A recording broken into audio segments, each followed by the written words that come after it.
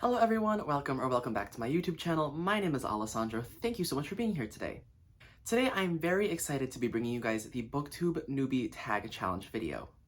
This is a video I saw originally on this person's channel named Emma Reads, and I thought this idea would be super fun and interesting to do because it is essentially a challenge for newer booktubers to get a chance to share a little bit about themselves with their viewers.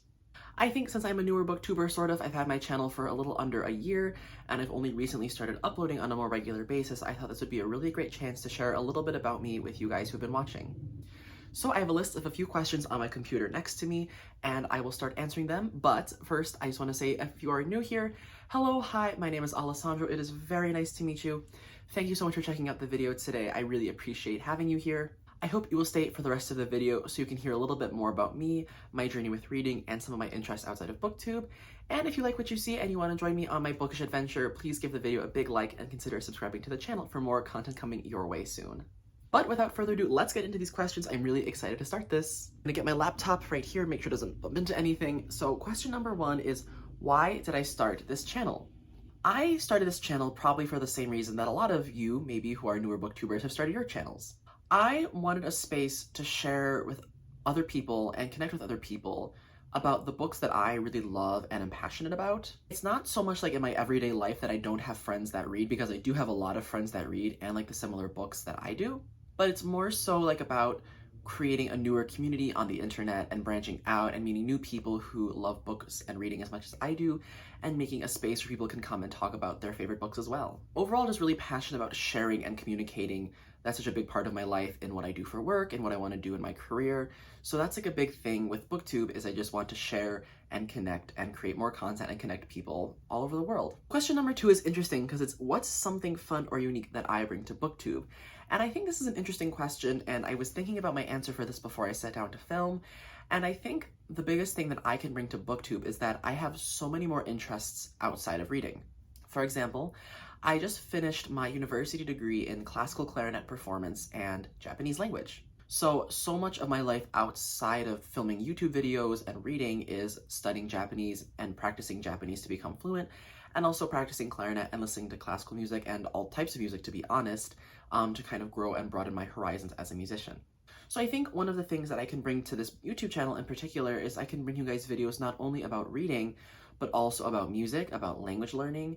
We could do album first listens, we could do reactions, we could do so many things that aren't just reading. And I think that's one of my goals for this YouTube channel, is I don't want to be pigeonholed into just reading. I really want to be able to bring you guys a variety of content that I love and that I hope you guys will love as well. So what am I most excited for about this channel? I think this kind of harkens back to question number one, where I'm just excited to create a community of book lovers and readers. Again, I just want to connect with different people in my life, people who in my real life watch my YouTube videos, people who maybe don't know me yet and want to watch my videos. I just want to connect with people and build a new space where I can share my love of reading with other people, and I think that's definitely what I'm most excited for. Also, I just want to create a more positive space in the BookTube community. I'm not saying that necessarily the current BookTube atmosphere isn't positive, because I think there are a lot of channels that are super positive and that create a lot of positive impact. But I think if you are someone who consumes book-related media, you know that book talk, Bookstagram can be a very negative place. And I just think there's so much negativity in the world already that I really want our channel, this channel, to be a safe space where we can share without being judgmental, without being judged in a negative light, and just share our opinions and thoughts in a respectful and positive way. Question number four is, why do I love reading? Why do I love reading? That is such a good question. Reading is literally the coolest thing. I mean, like, if you're a reader, you know this. Reading is just the coolest thing in the world. No matter what you're reading, it just takes you to a new place that kind of lets you forget all the crap that's going on in your life. If you're having a hard time, reading literally lets you put yourself into a different world that is new, that is fun, that is creative, that's exciting, fun, creative, and just takes you to a new world, and that can let you forget all your troubles and worries in your real life. I think reading is also amazing, and again, if you're a reader, you know this, that if you read whatever you're reading, it gives you a chance to step out of your own life and your own experience and read about somebody else's. So whether that's a World War II historical fiction novel, whether that's a romance novel, there's something in every book you can learn from, and there's someone's experience, whether fictional or real, that you can always learn from and grow from, I think. So question number 5 is, what series got me into reading / when did I start reading? And of course, this is a very easy question. The answer is right here. I don't know if I can point to it. The answer to this question is Percy Jackson and the Olympians by Rick Riordan for me. Percy Jackson is one of those series that I don't even have like a memory of reading for the first time. It's just kind of always been in my subconscious. I just feel like it's just always been in my head since I can remember. I have no memory of not knowing Percy Jackson. There was definitely a time in my life where I didn't read Percy Jackson for a very long time. So I first read Percy Jackson when I was in like 5th or 6th grade, I think. So like maybe when I was 10, 11, 12. And then I didn't read it again all throughout high school and junior high. And then for most of college, I didn't read it either. And then my junior year of college, so my like 3rd year-ish, I got the box set, like the new box set, which is what's on my shelf right now. And it was the first time I read Percy Jackson in like 8 years, I think. So, which was crazy because it's like I reread Percy Jackson annually now. So I thought of not reading it for so many years is crazy.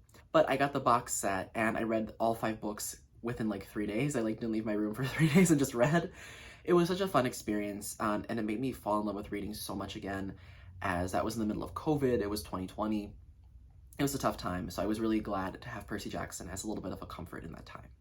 So we have a few more questions to go, and the next question is, what questions would I ask my favorite booktubers? And before I even get into this, I want to know, who are your guys' favorite booktubers? Please leave your favorite booktubers down in the comment section below, because I'm always looking for more booktube channels to check out and more content creators to discover. I definitely say my favorite booktubers are people like who are really, really big on this space that I feel like a lot of people know. So people like Jack Edwards, A Clockwork Reader, some other channels like Mel Reads, Sunny Kim Reads, just to name a few, Peruse Project. Some of these guys have like really, really big channels. But there are also a lot of other channels that I like that are smaller, and I just love that there are so many people out there that create content like this. I think a question I would definitely want to ask like the really big name content creators, people who have hundreds of thousands, maybe even millions of subscribers, is how do they avoid burnout? Because I'm someone who really struggles with burnout, especially in my career and work life with music. Just always been really hard for me because I just hustle and push so much of the time that I get burned out really quickly. And I'm really learning in my life to take it easy a little bit and pace myself a little bit more. Nevertheless, I still burn out, and even with YouTube, sometimes I feel like, oh, I just don't want to upload, or some days I don't want to film. And I really want to stay consistent and keep uploading as much as I can before my life gets crazy again. I want to ask them, how do they avoid burnout? What are their personal tips for burnout? How do they deal with having so many eyes on them for every single video? How do they stay original? How do they stay true to themselves? I think these are some of the questions I would want to ask them. What challenges do I think will be the hardest to overcome as a booktuber? Kind of going back to the previous question is like, how do the big name booktubers create content that is original and keeps them true to themselves? I think I really want to strive to create content that I will always love, and not just create content for the sake of creating content, but also not creating videos that are like crowd pleasers necessarily. So I'm someone who I know really would struggle at doing like a 24-hour or 48-hour readathon. And I know those videos are incredibly popular. Those challenge videos are incredibly popular and everywhere in the booktube space. And I really maybe want to try it one day, but at least for me, I feel like I would personally really, really struggle with doing a 48-hour readathon.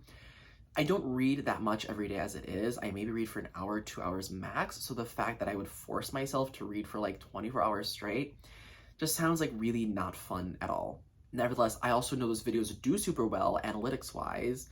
But again, I don't want my channel to be about views and numbers. I really, again, want it to be about creating content that I love, creating content that I think you guys will enjoy, and not creating content just because I hope a video will do well or get lots of views. That's kind of a personal thing I have to overcome, because even now when I look at analytics on my previous videos, I get frustrated when some videos do better than others, when some videos I put a lot of time and work into the editing process don't do as well.